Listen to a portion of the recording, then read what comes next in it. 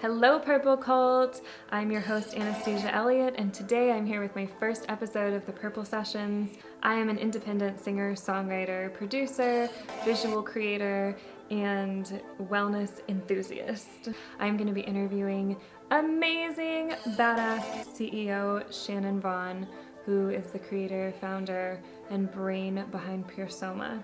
Pursoma is a beauty and wellness brand that creates radical self-care products that help you combat the toxicity of the urban world. They use incredibly pure ingredients, and every time you use one of their baths, or any of their products really, you feel like you've had an entire day at the spa.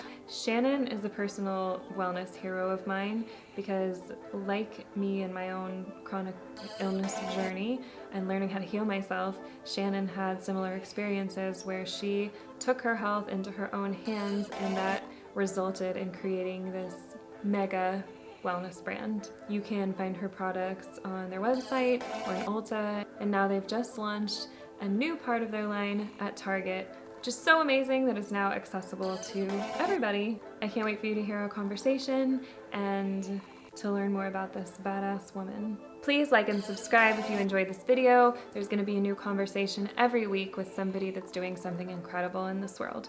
I hope you enjoy.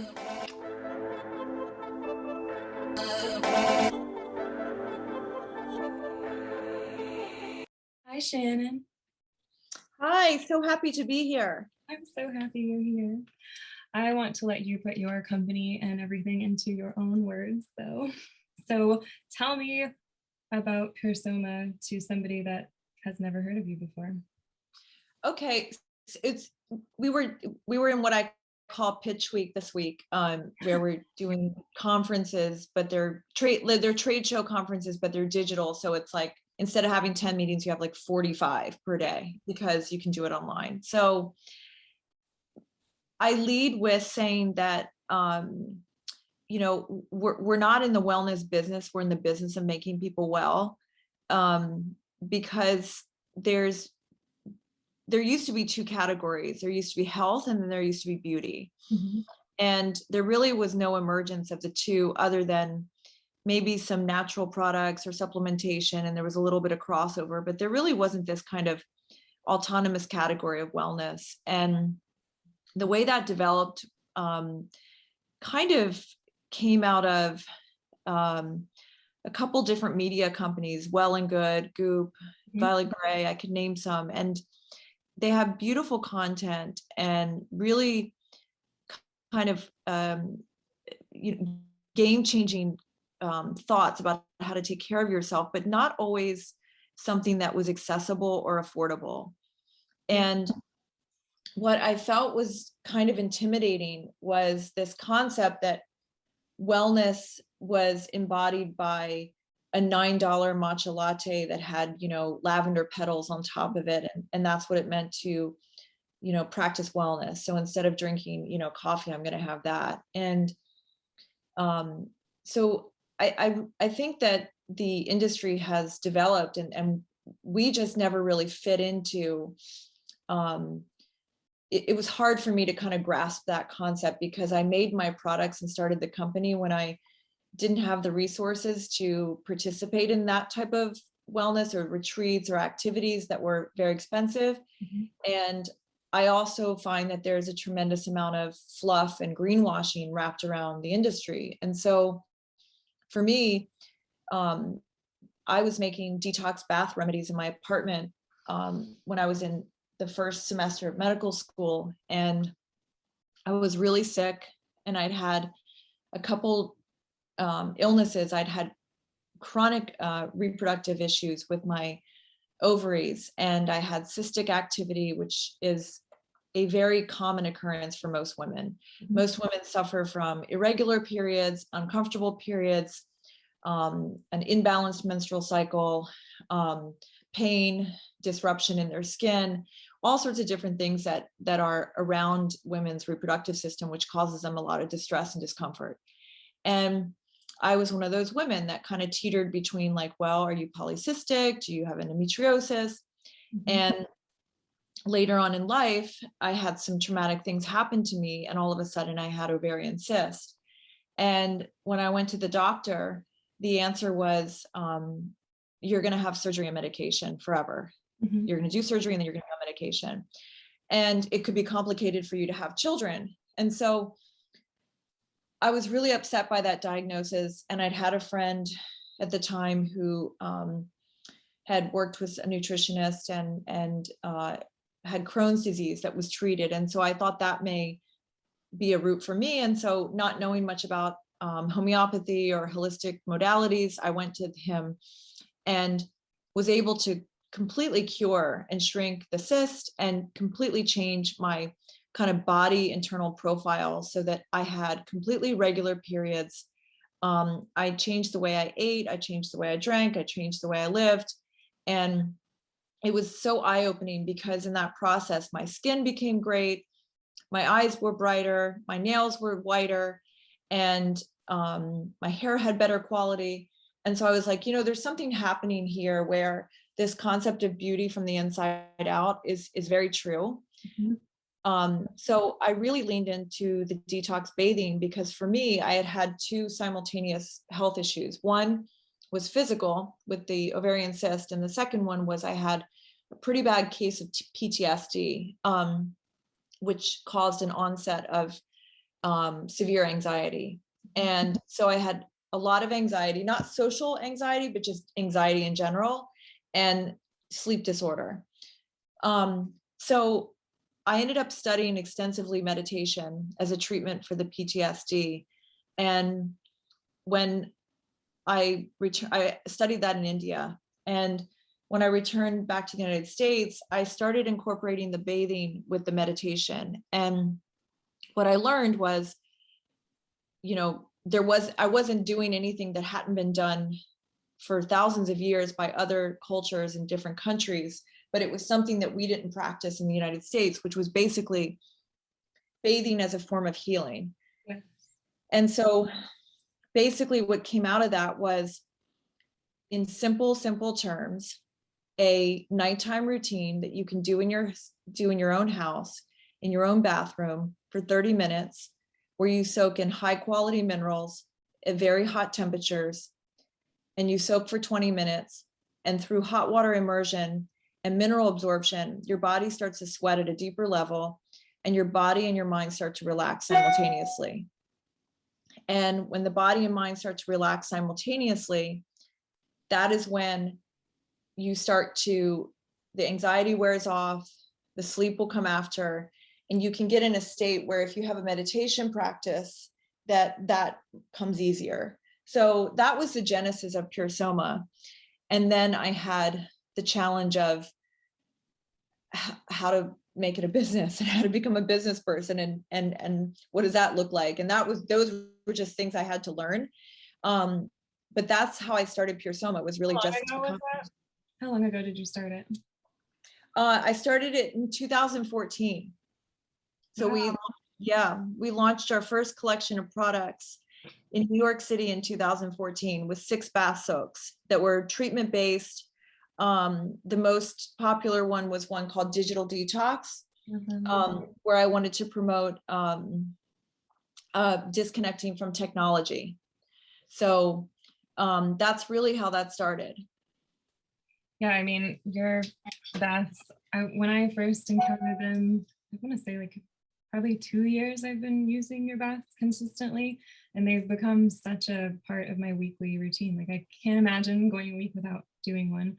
Like Resurrection is my godsend after a show when my body hurts and I'm so tired and I need rejuvenating. Digital Detox is like my best friend when I am so overwhelmed by social media, and it's like my moment to go in the bath and cut all the noise out. And the hot tub bath has brought me back from sickness. I can't even tell you how many times. That is like anytime anyone is sick in the house, I'm like, here you go, you owe me a bath, but there you go. And they are the only baths I have ever used that I leave the bathtub feeling like I just went to the spa. I mean, with the sweating and everything, because you sweat, you put on blankets or a robe after the bath and continue to sweat and detox. I feel like a new person. It is like going to the spa in a bag. Yeah, it's interesting you say that. I think it's really, if you're a person that travels and you work, or you don't travel and you work long hours, um, I find that it's hard to kind of have that space between my work day and my home day or my home evening. I have a very hard time as a mother shutting down work mom and then mom and breaking that space. And then the third phase of the day, which is like my time, which is the shortest amount of time. And I find that using the bathroom as a sanctuary space where you can go in and you can close the door and you can actually take a bath that is physiologically affects you in a healing way. It just amazed me. I mean, that's why when I did it for myself and it was so effective, I was like, I have to bag this up and give it to other people. And what was so challenging with what I was doing was I was ordering in bulk and I was ordering from European companies, and it was very expensive to kind of put stuff together in little tiny bits. And I said, there has to be a more simple and effective formula for this, which is how we started the hot tub bath, which is the one you were talking about, where we, I started importing all the ingredients myself, which was a major game changer in my business. I just got kind of grossed out by the contract manufacturing business in beauty, where they want to select your ingredients. And for me, when I was dealing with a product that was, claiming or wanting to heal people, I could not just leave that in the hands of somebody else who was just like, well, whatever, it's just bath salt. And so that's when I got really into the farming operations of the business, where we would visit the farmers, decide on, what was the best ingredient to do what it was intended to do. And we started importing all the raw materials and eventually have built our own manufacturing facility. But, the way we do it is a really interesting combination, is that we use a wet hand harvested sea salt that comes right out of a clay seabed. And then we mix it with essential oils and a little bit of oils for extra hydration, but then we keep it separate in the bag with this little tiny bag on the side that has clay. And the clay is really an amazing detoxifying agent. You can drink clay, you can soak in clay, you can put a clay mask on your face. And so when I get in the bath with the hot tub, I take the clay out and I put some in my hand and I add some water and I make a clay mask. So I sit there with a mask on my face while I'm in the tub. I don't know if you did that. Never done that. I'm about to start doing that. Yeah. It's like double. And so what's amazing about the clay is if you were to look at it under a microscope, these little molecules look like a sponge. And so it has this ability to like pull out the toxins of the dirt and the mush out of your skin. And so the ingredients to me were super important. And so you couldn't, there are other products where they have clay inside the bath, but we keep everything separate, because if you were to do that with the quantities we use, you basically would have something that looked like a pancake mix. It would all just blend together.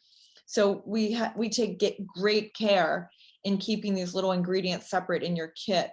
So when you get a detox treatment, it's really separate clay, separate salt, and you can actually see exactly what's in there.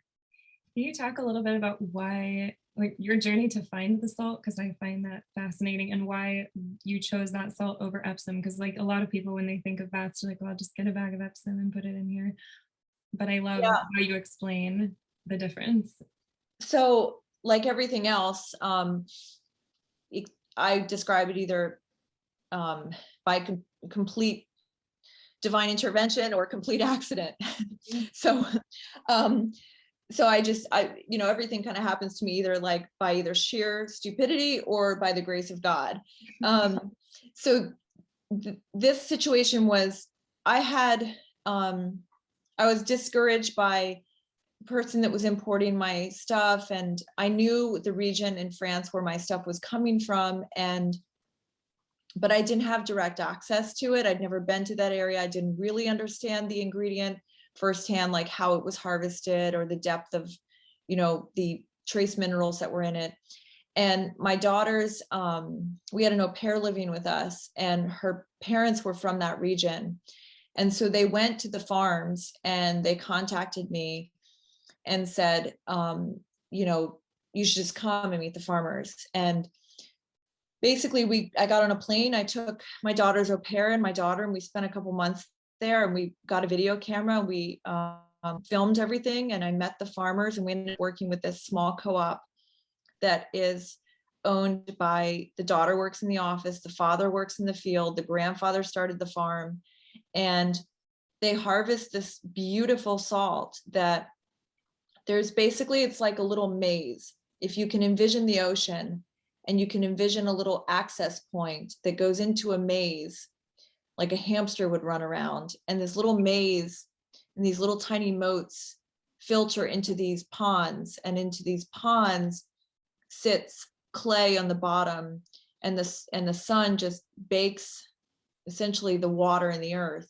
and it crystallizes into salt. And that's where you get this beautiful French gray sea salt, and on top of it you get this beautiful fleur de sel. And it just is an amazing ingredient, because when you put it in the bath, unlike Epsom salt, which is not really salt, and I'll talk about that in a minute, but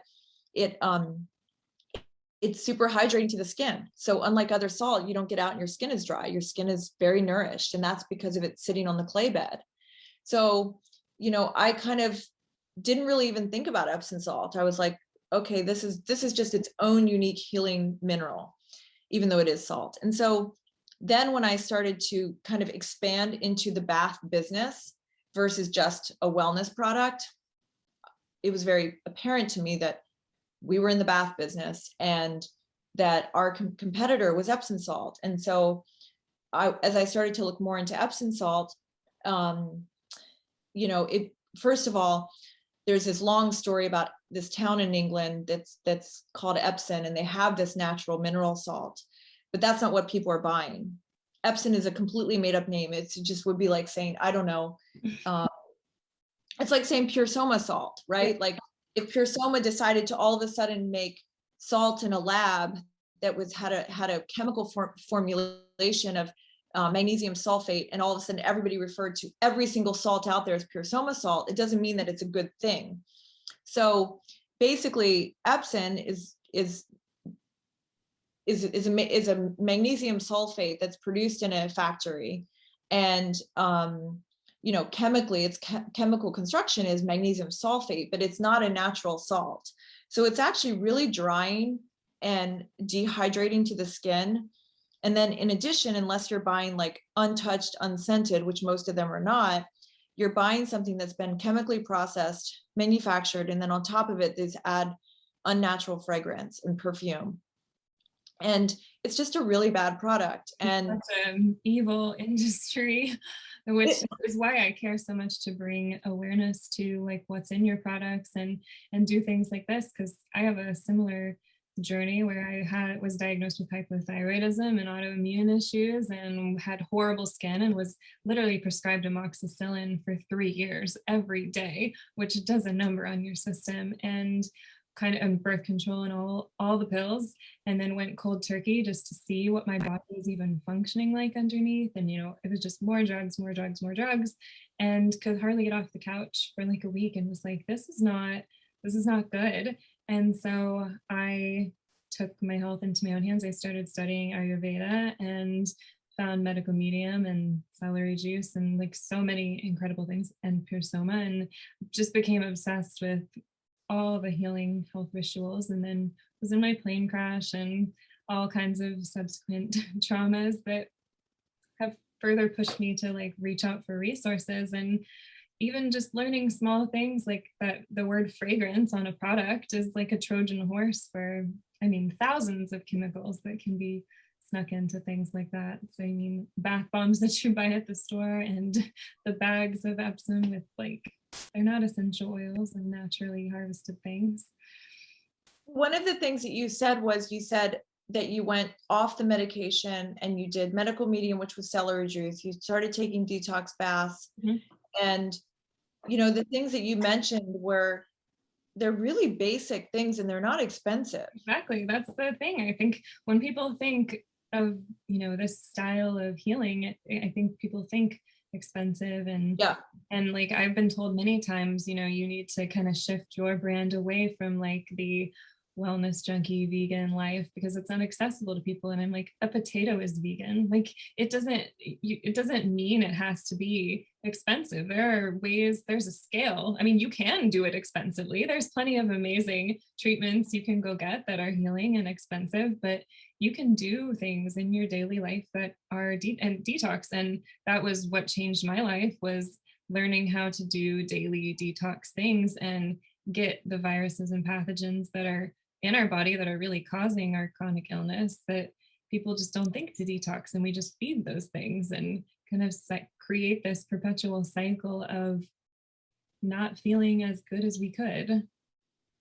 So I think that that's really part of the reason why, I mean, in the beginning, we had to sell $34 single serve detox treatments. And there's a lot of labor put into those products that have the separate sachets, but we've been able to scale the business so that we can compete with the pricing structure of something like Epsom, which is, you know, not a high vibe, healthy product. And we offer now for $9.99, 48-ounce size bags inside of Ulta, and will in 2 weeks be in Target.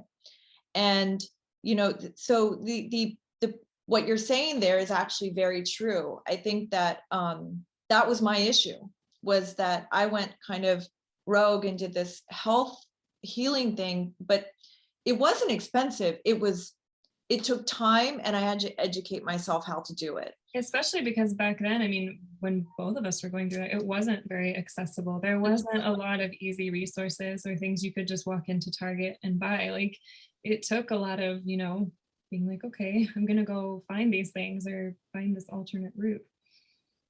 Yeah. And I think that you obviously get pushed to do that when you get sick or something happens to you. And you decide that you're going to, you know, kind of take control, or at least understanding what's happening with your body.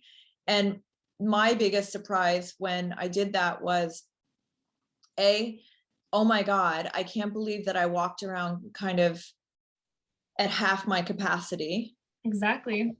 And today, as I sit today, 20 years ago, I'm twice as healthy, twice as fit.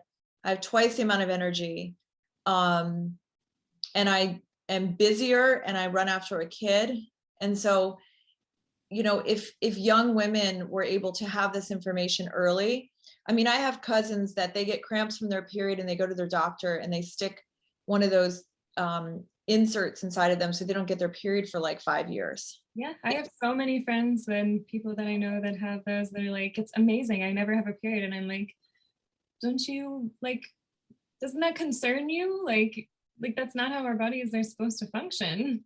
Of course not. And when you actually don't have a period anymore, means you're in menopause, which means you're old or age, or you're older.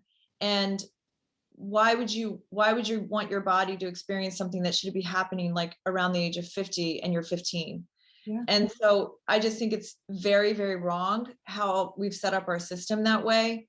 And, you know, there is some discomfort in certain things. I mean, detoxing and cleansing and healing is not an easy process. I mean, when people go, I mean, it took me 2 years to get to a place where I felt even remotely good. Like it was a commitment. I was 2 years without cheating at all but I mean, I was trying to get a lot of medication out of my system and dealing with Epstein-Barr and all kinds of things that was like a heftier reversal. But I think a lot of people walk around all day and don't even know how bad they feel. Yeah, I think that that's completely right. And sometimes it takes a crisis to push that out of you.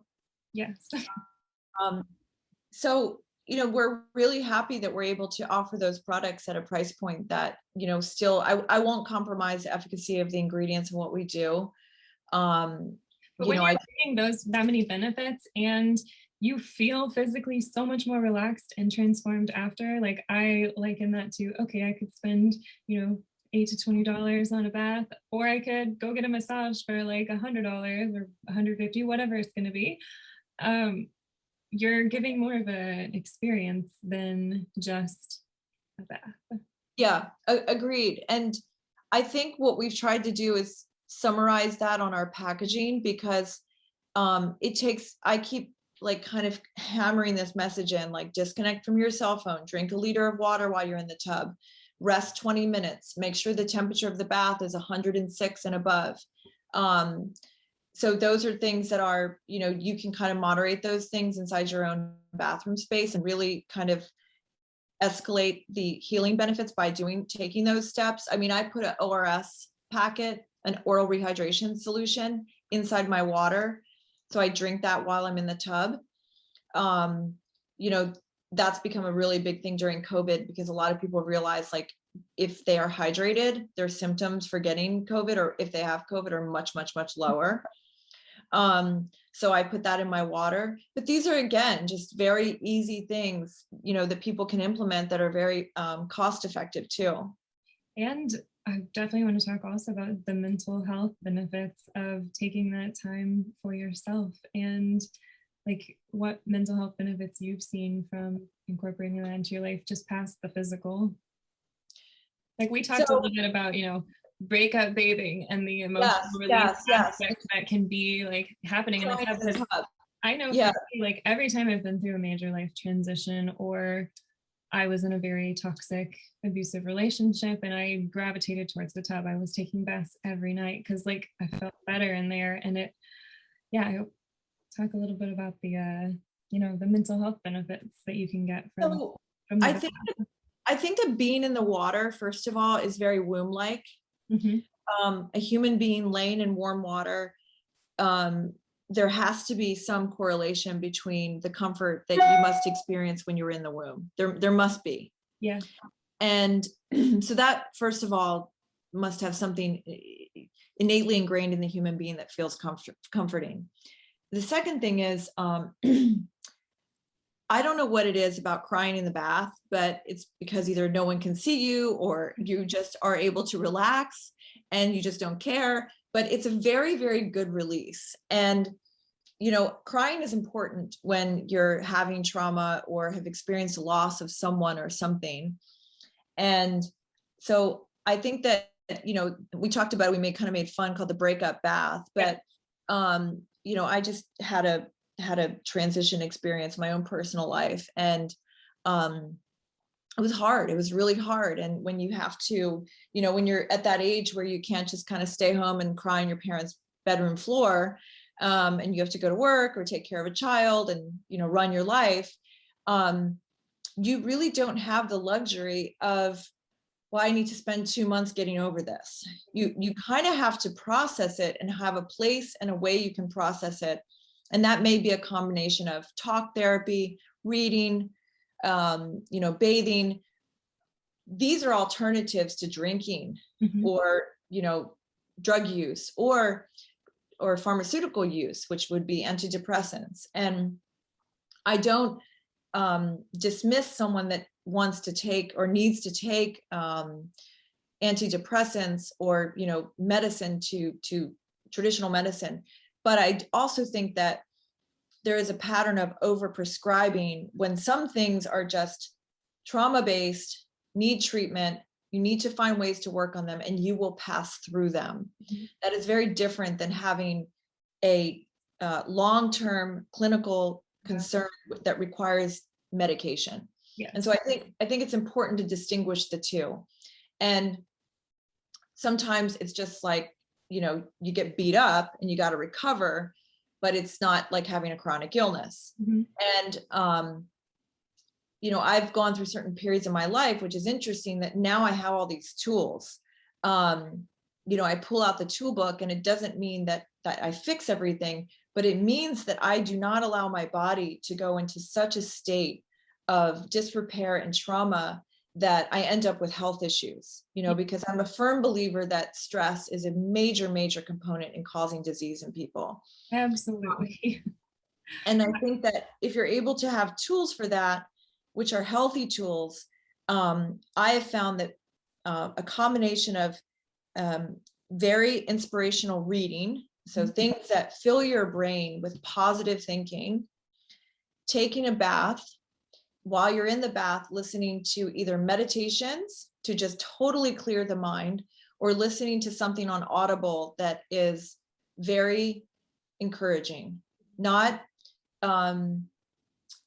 too much work, not too much effort for the brain and for the head, but super encouraging.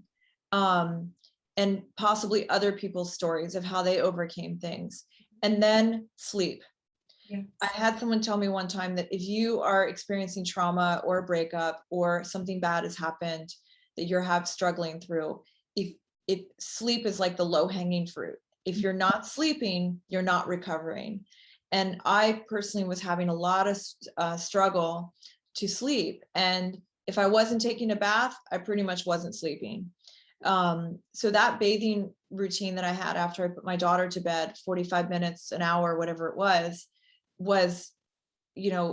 really, it helped me in an insurmountable way that there's no other way I would have been able to recover from something that quickly. Yeah, absolutely. I'm glad that you talked about it and used the word toolbox, because that was going to be a question I asked you, because I'm going to be talking a lot about the importance of building your mental health toolbox, because that is what you should reach to instead of those, vices, which, while they can be fun sometimes, it's not sustainable and it's not like high vibe stuff.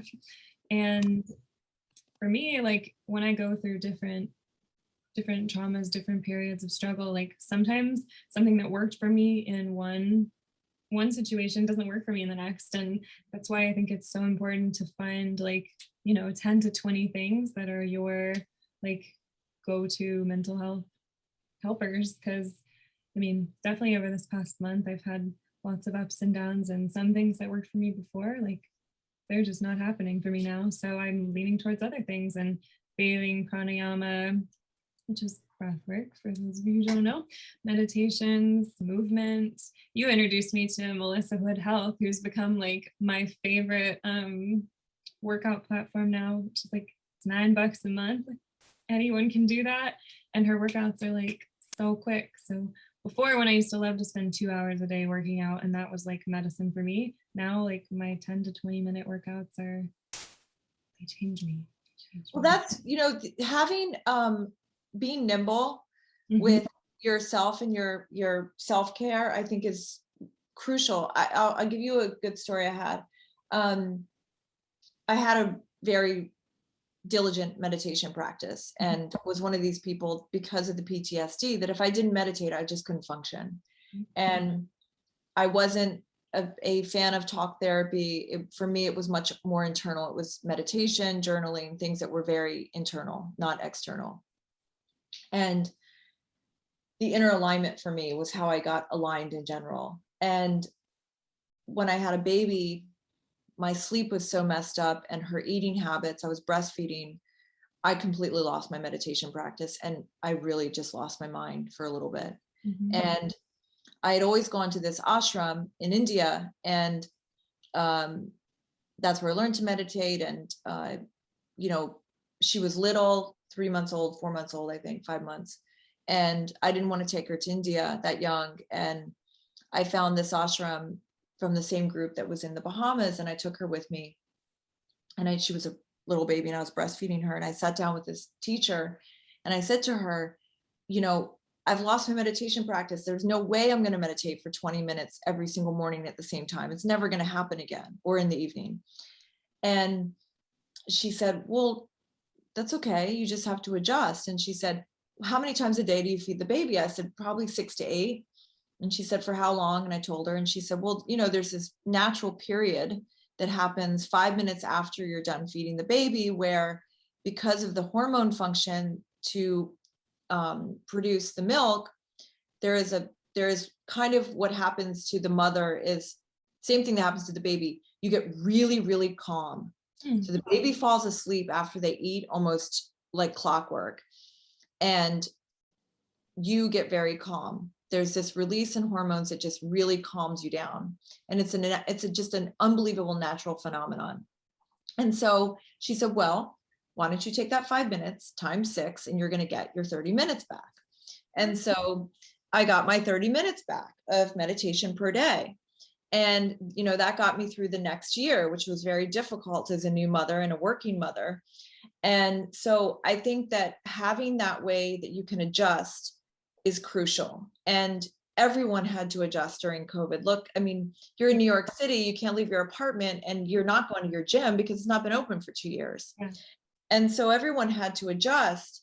And I think those that were able to adjust and find new healthy habits survived a lot of the stress and pressure of COVID. And those that did not, I think, really put their mind and body through a really hard time over the past couple of years. Yeah.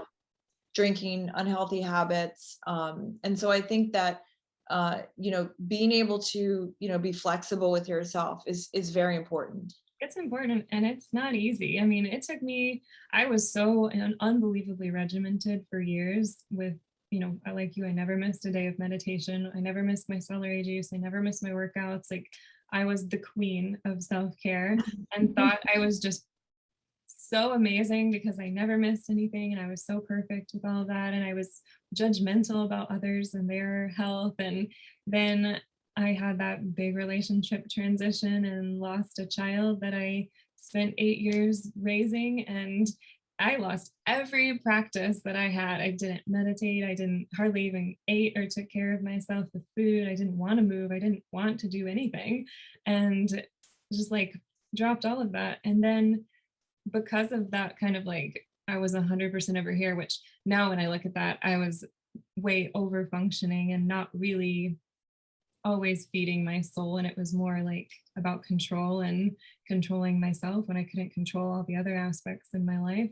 But when I went from that 100% perfect to literally zero, it took me a while to find my middle of, oh, I'm going to miss a day of meditation today and not judge the shit out of myself. And it's okay. I'm just going to do something else that's good for me today. So now I more have like all these things that I know are good for me and that feed my soul. But some days my morning routine looks different than others. And I'm way more mentally balanced than when I was like drill sergeant with myself. Do you realize that you're happier? Absolutely happier. Absolutely happier. I thought back then I was really happy. I was, I felt good. I was technically healthy. I was like all these things that were like goals to me. But once I stepped away and now can look back on that and notice there was this undercurrent of anxiety in my life because I was just constantly in survival mode and using all of those tools just to like keep myself going. And now if I feel anxiety now, it feels very foreign to me and I don't like it. And I then reach for my things to remedy it. But I think for 5 or so years, I lived in a constant state of anxiety and survival mode. Yeah, survival mode's an interesting thing. And I think that some people don't realize that they're in it. I had no clue. I mean, all kinds of trauma from the plane crash to then losing my voice, losing my record deal, and being in a relationship that was absolutely not serving me. It was just constant. I was like the scaffolding, but to everyone else, I appeared to be very high functioning, very with it with my mental health. And I had to lose it all to realize that I absolutely wasn't, and then find what real mental health actually looked like. Yeah. And I think that, I don't know where nature fit into your life, but I find that nature to me is the most healing thing for human beings. Absolutely. Around the times of like extreme turmoil or that feeling of like, okay, I've lost everything. Like, what am I going to do now? I would go on daily hikes at this place like 15 minutes down the road and leave my phone in the car, and even just earthing and sitting outside and just like feeling the ground. Nature is massive in my. I notice like if I get in work mode now and I stay in this studio room that has no windows and just work myself silly for weeks and don't go outside, I definitely feel that impact. Yeah, I think that a lot of people, for me, I lived in cities most of my life since I was about 16 years old. And then the past couple of years since COVID, I've lived full time in the country. And although I wasn't raised in a city, I will never live in a city again. For me, it's done. It's not it's a place I won't live. How far from New York are you right now? You're kind of upstate? 3.5 hours south. We're in Maryland, other direction. So we're about an hour from DC and 3 hours south of New York. And it was interesting. I remember one day walking to my office. This was right before COVID, which was a joke. It was like across the street. But it was, just crossing Broadway, horns, honking, loud noises, lots of pollution. And I just thought to myself, I was like, how am I building a wellness company here? Like, I know people need wellness while they're in this city, and I get it. They need a digital detox. They need the stuff we're offering them. But me personally, like, how am I going to be the voice of healing and wellness if my source of wellness and inspiration comes a lot from nature and being in nature? And it doesn't mean that other people aren't going to live in cities and they're not going to need these products. But just for me, as the purveyor and creator of these things, I needed a different environment. And so that's why we're about to open our new headquarters, which will have full manufacturing, and it's like right in the middle of a cornfield. Yeah, so I mean, it's an hour, 15 minutes from a city, but it's really in the middle of what was a cornfield. And it just, there's a little, there's a place for people to bike to work, and there's a bike rack, and there's going to be a room where you can lay on an infrared mat, and you can have quiet space, and there's no noise there, and there's a field next to it where birds land, and there's a walking path around the facility. And it just, it's still highly functional, and it's a commercial facility, but it lends itself to just having that balance, where you don't walk outside your door and you're just, it's like you're inundated with kind of mechanical energy. That sounds amazing. Where do I sign up? I mean, for me, being in an industry that's very go, go, go, there's never stopping. My whole life needs to be shared on social media, which I don't do nearly enough. And, the schedule is hard. Touring's hard. Show schedules are rigorous. But like taking care of my voice and my body is like the only way that I can do that. I have to try so hard to cultivate an environment that's even 50% of the amount of peace that you just described. But when I talk about mental health, like I probably rack up 4 to 5 hours of different mental health practices throughout the day for me to even keep my sanity, from my morning routine to making food for myself and bathing and exercise. Like I couldn't do what I do without that balance. Well, it's interesting. We don't also have a huge social media presence, just because I don't know. It's not. We support digital detox. I was going to ask you, as like a business owner in now our digital age, like how do you find the balance between detoxing from your devices and promoting the detox from devices, and having to use like digital marketing as a main tool? We limit it. I mean, we do some digital advertising. You have to. That's the way you advertise now. But as much as I have information that I would like to share with people, for me, traditional press, TV, podcasts, those things are a little bit more aligned with kind of what we do versus the minute-to-minute updates. Yeah. Which is why I've been trying to turn notifications off on the computer for the past 10 minutes. Fine. But so I think that there's a balance there. I mean, it's like, we used to have this thing like, okay, let's get people to turn off their phone from 7 p.m. onward. And that's just not practical, but turning your notifications off while you're in the tub for 30 minutes is doable. Definitely. I promise. And if it's something that people get in the habit of doing, it's really restorative. I mean, there's half days where I'll put my phone down and not have it with me at all. And just takes a couple hours for me to not want to be looking at emails and had the need to respond right away. But once that kind of that jitteriness wears down, I'm much better. As far as like the recovery that you were speaking about when you're on tour and in your industry, we have a lot of actors and musicians that use our products really for that reason, is that taking the products into a hotel room, taking them on the road is really just a way to recover yourself. There's luckily now in a lot of places you can get healthy food options, but I even know myself from traveling, like oftentimes you're in a hotel randomly and you're too tired to go to the gym, but taking a bath, hotels don't offer good bath products. So we make these 4-ounce size baths so you can travel with them. And that's really where the intention comes from, is to take them and put them in your suitcase. Yeah, I definitely took them when we were touring before everything shut down. But it was, when I was getting maybe 5 hours of sleep if I was lucky before we were on another like 17-hour drive. This right here is my whole job. So if I'm tired or if my body's not functioning and I can't hit the highest high notes in the show, I'm not happy. So it's like when I'm on the road, I don't do anything other than take care of myself. I don't speak in the van. I have like my humidifier on my face constantly. I have my baths no matter what time we get home from shows to make sure that I sleep, even if it's only a few hours. It's pretty rigorous self-care. That's good. That's really good. That'd be impactful, I'm sure, for you to share with others that have those kinds of schedules. Definitely. Yeah. Yeah, it's a crazy life. I don't get to do quite as much of the when I'm sharing rooms and stuff.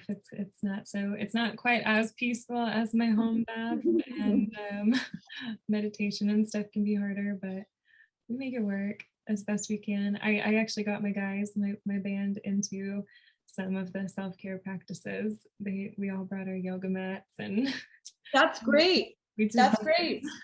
It's if you're able to incorporate that in a professional environment, you often forget, when you have your own healthy practices, that sharing it with others,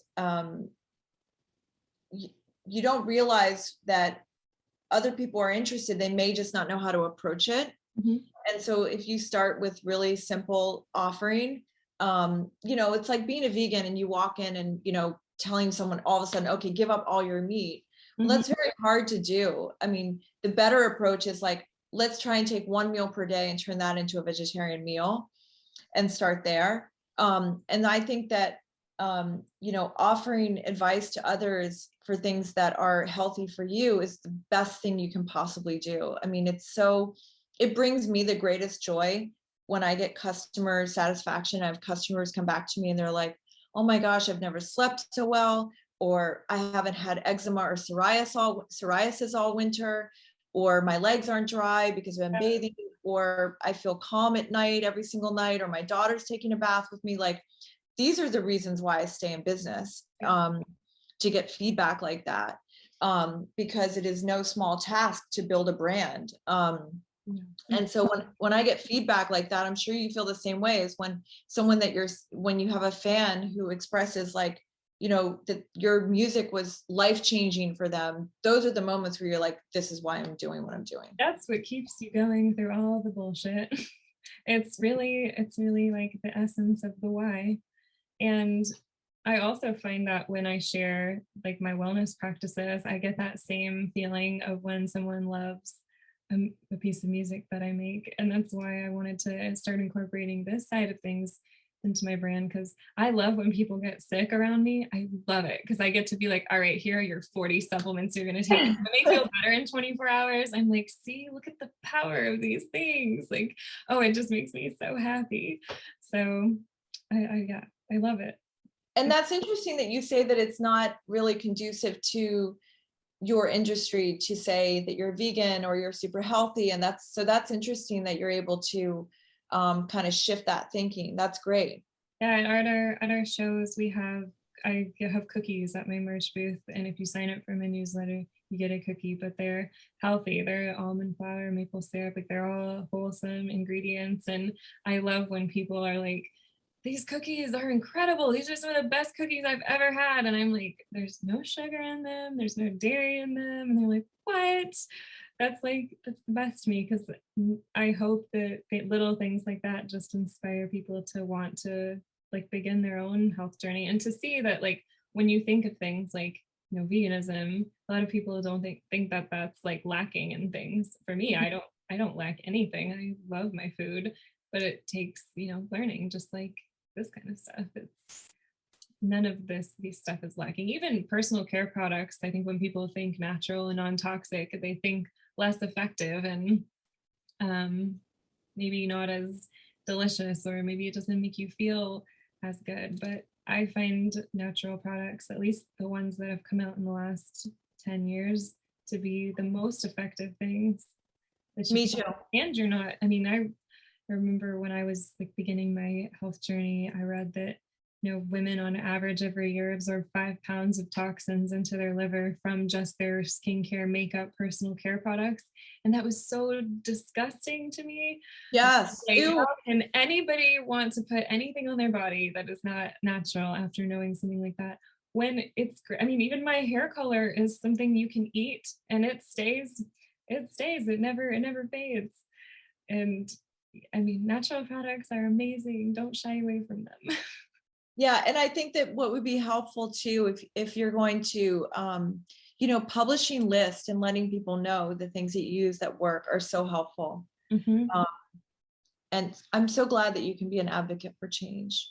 Yeah, we're gonna try. So for somebody that really wants to like do this and have like the emotional release in the tub, what are some of your like meditation recommendations, or like what does that sanctuary hour really look like for you? For someone that's like, all right, I'm gonna give this a go. I think that if you have, this was a new thing I did this year that I thought that I've never done, that I thought was really, really enjoyable. Especially for someone who's kind of new to this. If you have Audible or Spotify or whatever, and you have something that you really like listening to that feels educational, inspirational, but also at the same time, hold on, that's my cuckoo clock.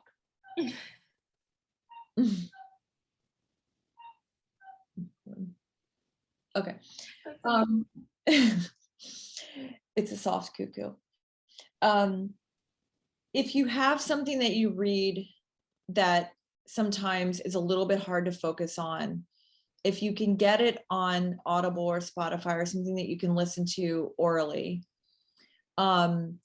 soaking in the bath, like, so usually a book, let's just say it's like 12 hours long, right? If it's going to be verbal or on an app versus reading it. 30 minutes in the tub, if you're listening to something like that, goes by so quick. And the absorption, because you're laying there relaxed and you can listen to something like that, I find is much higher than even reading sometimes, because there can be things that distract you. Especially if you're going to read something like, I was listening to The New Earth by Eckhart Tolle in the tub. And that is a dense text. It is so dense. I've never read it. It's very hard to read. Like most philosophical texts, they're very hard to comprehend. They make your brain hurt, but the stuff that makes your brain hurt is the stuff that is good to read. It's good because your brain really has to sit and say, what exactly is he saying? Like, let me break the pieces apart. And there's a couple chapters in there about, what is your life's purpose and how he defines your life's purpose. And that is a great book to listen to in the bath.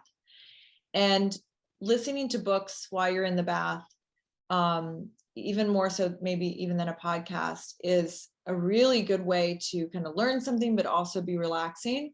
So I think that taking a bath, really hot water, taking a 1 liter bottle of water, because most people are very dehydrated and they don't know it, into the bathtub and reserving yourself 30 minutes, putting on a timer, like an actual timer on your phone, and putting your phone tub side with something inspirational to listen to. If you did that 6 days in a row in a week, there is no way at the end of the 6 days you wouldn't say, I actually feel much better. Yeah. I really do. I feel calm, I feel relaxed, and my sleep has been much higher quality. And that really was my goal, is that the products that we launched at Ulta and that are going into Target, it's $9.99 for a bag that this sounds like a cheesy plug, but I actually did the math on this. It's $9.99 for a bag, and it's $1.25 per bath. because it gets 6 to 8 baths. So you can have that experience for 1 week for $9.99. Now I sound like an infomercial. That's amazing. No, that's great. But I actually did the math on it. I was like, I want someone to have this experience for 1 whole week, and it just costs them $10. And I know that, because that's what's actually encouraging about a lot of the at-home exercise is that, look, a lot of people buy things for $9.99 for the month, and then they don't do them. And it's not like $100 gym membership, so you're not that upset. Yeah. Hopefully people are using them also. But the way I felt with the baths was that if you took a bath every single night and it cost you $10 a week, and you were able to get like inspirational learning, hydration, skin, beauty, health, and relaxation and sleep for $1.25 or $2 a night with your Audible membership, like, what a great experience. And you can do it at home by yourself. There you go. That's your sales pitch right there. And those $10. Yeah, and those are the things that when I do that every single night without without disruption, and you have to make a choice. I mean, you have to say, I'm not going to spend that 45 minutes on scrolling through social media. I am not going to spend that 45 minutes window shopping on the internet. I'm not going to spend that 45 minutes looking at Airbnb of all the places I want to go because it's flipping cold. You have to make a decision, or I'm not going to have that Thursday night cocktail that I would usually have at home, or I'm not going to go out with my friends. I'm not saying don't have a balance, but I find that my effectiveness and my function is so much higher if I have that routine at least 5 days of the week. Yeah. It could be Sunday to Thursday. It could be Monday to Friday. It doesn't really matter. But I have that, like, I also have this joyful thing to look forward to, not like, oh my God, it's dark, it's 7 o'clock, and in 2 hours I have to be asleep. No, I have this like 9 to 10 o'clock routine that I have where I get to listen to this beautiful, beautiful commentary by a beautiful writer. I relax, I take care of my body, I take care of my mind, and then I get to go to sleep like in a really peaceful, calm state. And by the way, it just cost me $10 to do it that all week long. So that's people who spend that way more than that on their coffees. You can do this. Yes, agreed. And so that's where I would have someone start in that kind of mindset. Those baths at Ulta, how are they different in their, like, what they do to your body compared to like the $26 bags that are like the one bath?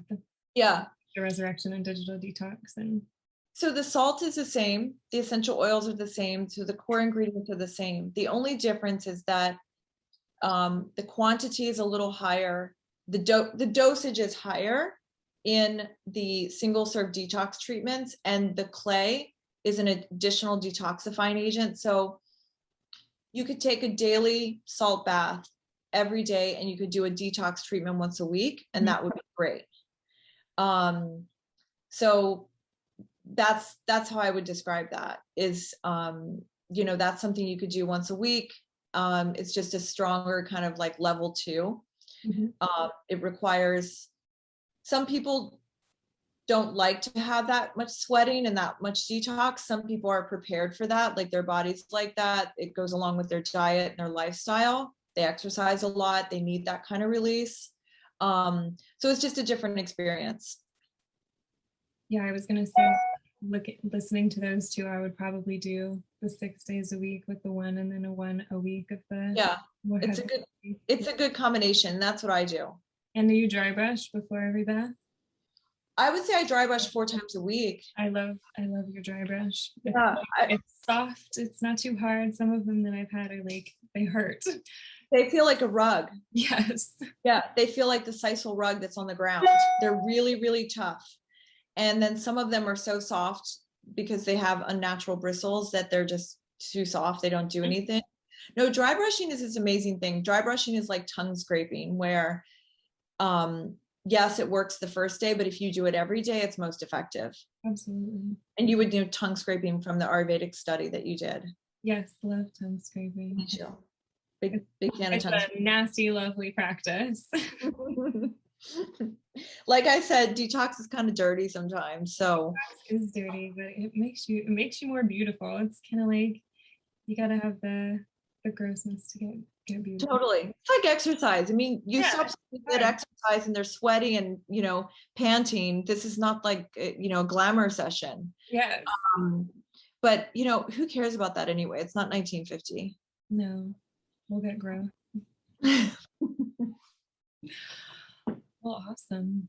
That's I think that covered a lot. Is there anything else that you want to? Oh, we're just waiting for you to come visit us. When you're on your tour, we would like.